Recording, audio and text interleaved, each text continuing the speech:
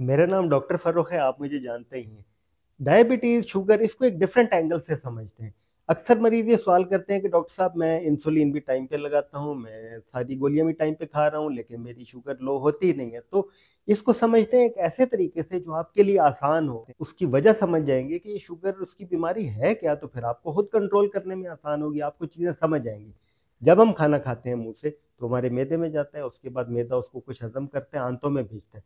अब जब वो मैदे में होता है, जब खुराक यहाँ पहुँचती है तो कुछ हार्मोन्स वो एक्टिवेट हो जाते हैं और वो इंसुलिन सिक्रीट करने के लिए, इंसुलिन पैदा करने के लिए पैनक्रियाज़ को ऑर्डर दे चुके होते हैं। उनमें से एक गर्लिन है। जैसे ही मैदा फैलता है तो एक फीडबैक जाता है कि आप इंसुलिन पैदा करें, खुराक आ रही है। ज़्यादातर जो हम चीज़ें खा रहे होते हैं वो ग्लूकोज़ की फॉर्म में जज़्ब हो रही होती हैं। जैसे रोटी है, चावल है, बंद है, डोनट है, पेस्ट्री है, केक है। ये सब बॉडी में जब आंतों में जज़्ब होता है तो ये ग्लूकोज़ की फॉर्म में जज़्ब होता है। इसका ज़ायका यहाँ तक है, यहाँ तक ये रोटी है, चावल है या कोई और चीज़ है। उसके बाद मैदे के बाद ये सिर्फ ग्लूकोज़ है। अब वो ग्लूकोज़ जब आंतों से जज़्ब होता है, तो वो सारे का सारा एक दफ़ा वो खून लिवर के अंदर जाता है, जिगर के अंदर जाता है। जिगर उसमें से ये करता है कि ग्लूकोज़ के मॉलिक्यूल्स को पैक करता है, उनको एक तह और तरतीब में लगाता है और उनको अपने पास बहुत सा स्टोर कर लेते हैं और कुछ को जाने देते हैं। अब वो जब बॉडी में ग्लूकोज़ जाता है, इस दौरान इंसुलिन की सिक्रीशन शुरू हो चुकी है पैनक्रियाज़ से, वो भी ब्लड के अंदर आ जाता है। तो ये दोनों मिल-मिल के बॉडी में घूमते हैं और पूछते हैं कि कहीं पे भई आपको ज़रूरत है ग्लूकोज़ की, इंसुलिन की, ये डिमांड के मुताबिक है आगे सेल्स में। तो वो जहाँ भी जाते हैं, टाँगों में, बाजुओं में, बॉडी में, वो कहते हैं नहीं हमें तो ज़रूरत नहीं है, बल्कि हमारे पास तो पहले ही ज़्यादा है।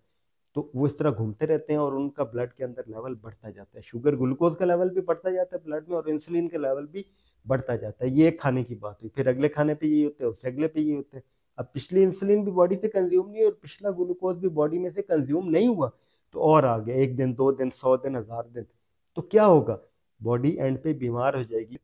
पैनक्रियाज़ को ऑर्डर मिलेगा कि इंसुलिन ज़्यादा पैदा करो, ये क्या वजह है, ब्लड में ग्लूकोज़ ज़्यादा है। वो पैनक्रियाज़ पूरा ज़ोर लगाएगा, वो और ज़्यादा पैदा करेगा, हत्ता कि करते एक दिन वो डेड हो जाएगा। वो उससे मज़ीद पैदा नहीं होगी, वो बर्न आउट हो जाएगा थक के। ग्लूकोज़ की जो कंज़म्पशन है बॉडी के अंदर, यूज़ है या डिकम्पोज़िशन है, वो डिमांड के मुताबिक है। अगर बॉडी में वो उसकी डिमांड ही नहीं है और वो उसकी इनटेक चली जा रही है खुराक से, तो वो किधर जाएगा, वो क्या करेगा? उसकी डिमांड कैसे पैदा होती है? एक्सरसाइज से, वर्जिश से, रनिंग से। जब आप रनिंग करते हैं तो क्या होता है? आपकी जो टांगों के मसल्स हैं, घुटने से नीचे, घुटने के ऊपर, ग्लूटियल, बाकी सारी बॉडी एंगेज होती है। तो वो मसल्स मसल्स की मूवमेंट ऐसी होती है, मसल्स के अंदर फिलामेंट्स या रेशे होते हैं, वो एक दूसरे के साथ कॉन्ट्रैक्ट करते हैं, एक्सपैंड होते हैं, तो वहाँ पे तेजी से ग्लूकोज बर्न होता है। वो एक जैसे भट्टी लग गई है, अब वहाँ पे ग्लूकोज और ऑक्सीजन ब्लड से सक होता है तेजी से, एक डिमांड पैदा होती है। तो इंसुलिन भी कंज्यूम होती है, ग्लूकोज भी कंज्यूम होता है। और अब अगर ये वर्जिश नहीं करेंगे तो उसकी कोई डिमांड नहीं है, कोई रिक्वायरमेंट नहीं है, तो किधर बर्न होगा? वो ब्लड के अंदर ज्यादा होता रहेगा। इसीलिए कहते हैं कि जो शुगर है, डायबिटीज है, ये एक लाइफस्टाइल, एक डाइट, एक खुराक ज्यादा खाने की बीमारी भी है, टाइप 2 डायबिटीज। और दूसरा, ये कहाँ होती है ज्यादा? ये ब्लड वेसल्स के अंदर होती है। तो ये ब्लड वेसल्स की बीमारी है। ये जो हमें खराबियां करती है, जो हमें कॉम्प्लिकेशंस करती है, जो शुगर हमें नुकसान पहुंचाती है, वो कहाँ? वो ब्लड वेसल्स के अंदर, उनकी दीवारों के अंदर उनको नुकसान पहुंचाती है। और जहां जहां वो ब्लड वेसल्स जा रही है, वहां वहां नुकसान करती है। अगर हम ऊपर से शुरू करें, सर से, तो यहाँ पे फालिज करती है दिमाग के अंदर। उससे नीचे आए तो ये आंख है। आंख के अंदर रेटिना, पीछे एक पर्दा होता है जिसपे इमेज बनता है।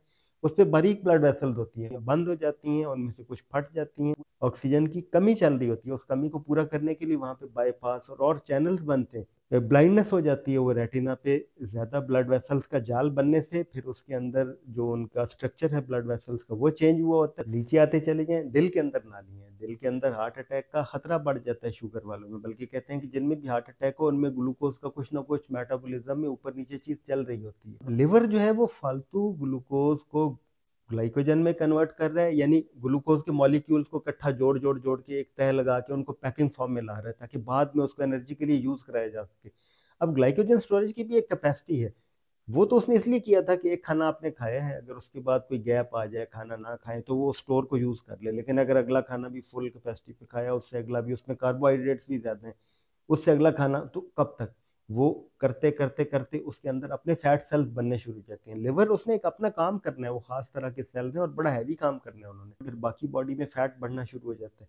फैट जो जो बॉडी के अंदर बढ़ता है, तो इंसुलिन रेजिस्टेंस और इंसुलिन का जो पूरा सिस्टम है वो डैमेज होना शुरू हो जाता है।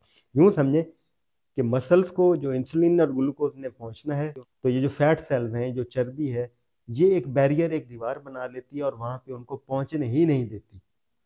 तो इसको हम इंसुलिन रेजिस्टेंस कहते हैं। इंसुलिन रेजिस्टेंस बहुत पहले डेवलप हो चुकी होती है, डायबिटीज डायग्नोज होने से पहले। डायबिटीज डायग्नोज भी अक्सर ऐसी होती है स्क्रीनिंग पे कि किसी और चीज के लिए गए, वैसे टेस्ट कराए तो पता चला आपकी तो ग्लूकोज लेवल हाई, तो वो पता नहीं कब से हाई चल रहे थे। और उससे पहले इंसुलिन रेजिस्टेंस कितने अरसे से चल रही थी, जो कि बेसिकली प्योरली डाइट रिलेटेड है, खुद खुद को की होती है, एक्स्ट्रा कैलोरीज खा खा के, कार्बोहाइड्रेट्स खा खा के। अब ये बात हमने समझ ली कि जो डायबिटीज है, टाइप 2 डायबिटीज जो बेसिकली ज्यादातर लोगों को होती है, ये लाइफस्टाइल की डिजीज है, ये खाने पीने के उस प्रॉब्लम का नाम है। और ये कोई एक बीमारी नहीं है, ये सर से लेके पाँव तक बहुत सी बीमारियों का नाम है। गुर्दों के अंदर डैमेज हो जाता है इससे, पाँव के अंदर जो ब्लड वेसल्स हैं उनके अंदर बंदिश होके पाँव में अगर कोई जख्म हो जाए वो सही नहीं होता, क्योंकि वहाँ ऑक्सीजन भी नहीं पहुंच रही, वहाँ न्यूट्रिशन प्रॉपर नहीं पहुंच रही, इम्यूनिटी आपकी लो है। उसके बाद आपकी जो नर्व्स हैं, जिन्होंने कोई पेन का सिग्नल देके बताना था, वो नर्व्स डैमेज हो चुकी है। पूरा मेटाबॉलिक सिंड्रोम है, इसमें कोई एक चीज नहीं है। जब एक चीज होती है, शुगर आपकी हाई रहती है, तो साथ आपके कोलेस्ट्रॉल और जो लिपिड्स हैं वो भी हाई हो जाते हैं। उसके बाद आपका पूरा जो मेटाबॉलिज्म है, जो बॉडी का एनर्जी को कंज्यूम करने का एक तरीका कार है, वो सारे का सारा तब्दील हो जाता है। आपके नॉर्मल चीजें रहती ही नहीं है, आपको भूख ज्यादा लगती है, आपको मोटापा हो जाता है, आपके अंदर बहुत सारे और हार्मोनल इम्बैलेंस हो जाते हैं। इंसुलिन रेजिस्टेंस जब चल रही होती है तो अपने साथ साथ और बहुत सी बीमारियां डेवलप करा रही होती है। आपकी नालियों, खून की नालियों के अंदर जो है वो चर्बी की तह जम रही होती है, दिल के अंदर जमेगी तो वो हार्ट अटैक कराएगी, दिमाग में कोई नालियां खराब होंगी तो एनेरिज्म, स्ट्रोक, बहुत सी और सी चीजें हो जाती हैं। आंखों के अंदर ब्लाइंडनेस, गुर्दों के अंदर गुर्दों का फेलियर, पाँव के अंदर गैंग्रीन और डायबिटिक फुट, जिसमें लोगों की टांगे और पाँव काटने पड़ जाते हैं। तो ये सारा एक छोटी सी चीज से शुरू हुआ, फिर उसकी कॉम्प्लिकेशन होती चली गई। तो शुगर के कंट्रोल में दवाइयाँ और इंसुलिन के साथ साथ जो अहम चीज़ है वो है उस ग्लूकोज की रिक्वायरमेंट या आगे डिमांड पैदा करना बॉडी के डिफरेंट ऑर्गन्स में, स्पेशली मसल्स के अंदर, वो कैसे, एक्सरसाइज करके। और दूसरा, अपनी डाइट में से वो चीज़ें जो ग्लूकोज में कन्वर्ट होती हैं उनको कंट्रोल करना।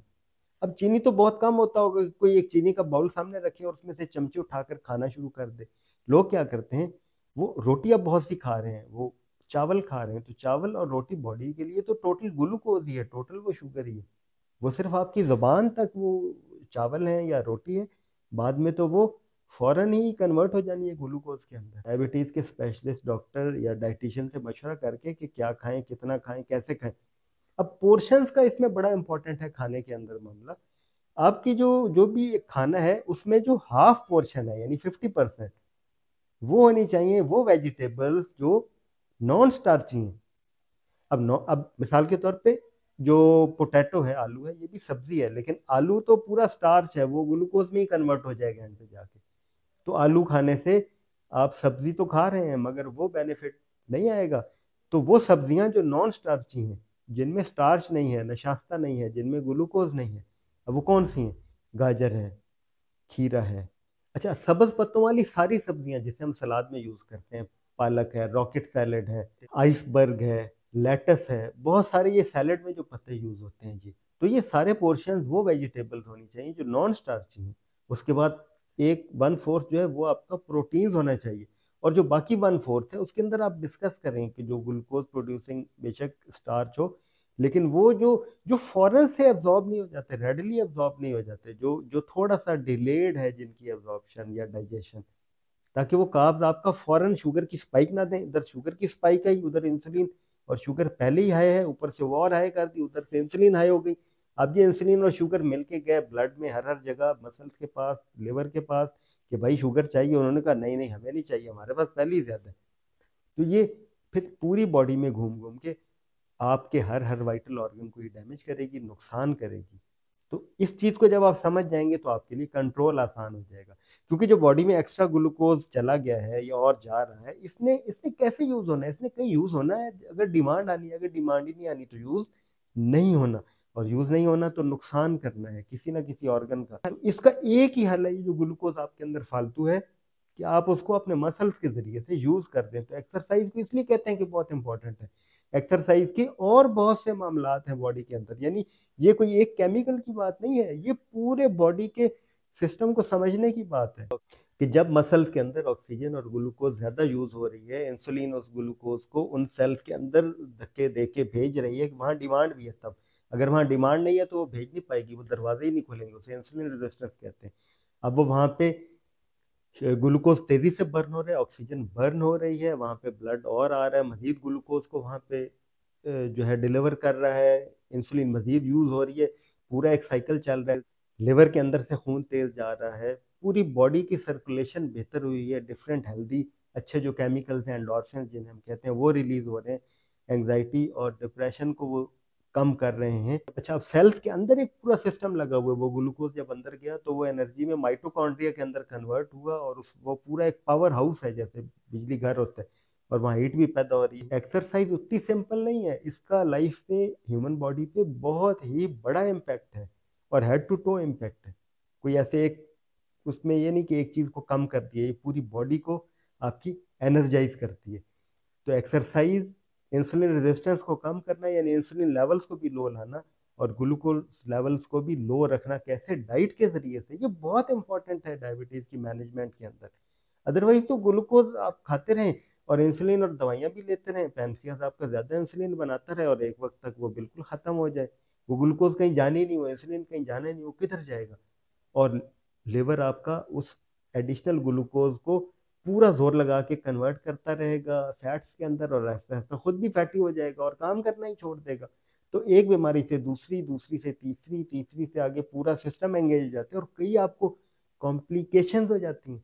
तो शुरू में कितना आसान था कि एडिशनल कार्बोहाइड्रेट्स को, या जो ट्रांस फैट्स हैं, सैचुरेटेड ऑयल्स हैं, उनको आप अवॉइड कर लेते, अपनी खुराक को कंट्रोल कर लेते, उसमें वेजिटेबल सैलेड जो पोर्शन है वो मैनेज करते, आप एक्सरसाइज करते रेगुलर। अब एक्सरसाइज करना जो है ये इनफरादी तौर पे या इंडिविजुअल लेवल पे भी एक चीज़ है, मगर इसको कम्युनिटी लेवल पे, पब्लिक लेवल पे, सोसाइटी लेवल पे हमें प्रमोट करना होगा कि ये आसान हो जाए, एक्सेप्टेबल हो जाए। ज़्यादा लोग एक्सरसाइज नहीं करते, अगर कोई करता है तो उसको लोग अजीब सा देखते हैं, अगर कोई कहे मैंने जिम जाना है तो बहुत सारे माशरों में वो अजीब सी बात लगेगी। तो क्यों इसको ऐसे प्रमोट करें कि सब जिम जा रहे हो और वो नॉर्मल चीज़ हो, और जो जिम ना जा रहा हो, जो एक्सरसाइज वर्जिश ना कर रहा हो, वो अजीब लगे। ये सारा करने से हमारा जो सेहत के ऊपर प्रेशर है, जो जो हम अपनी ज़िंदगी में, अच्छा फिर ये दवाइयाँ जब हम खाते हैं तो दवाइयों के बाद आमतौर पे एक दवाई से दूसरी दवाई वो बढ़ती चली जाती है। अगर हम एक्सरसाइज और ये करें तो हम उन चीज़ों को रिवर्स कर सकते हैं।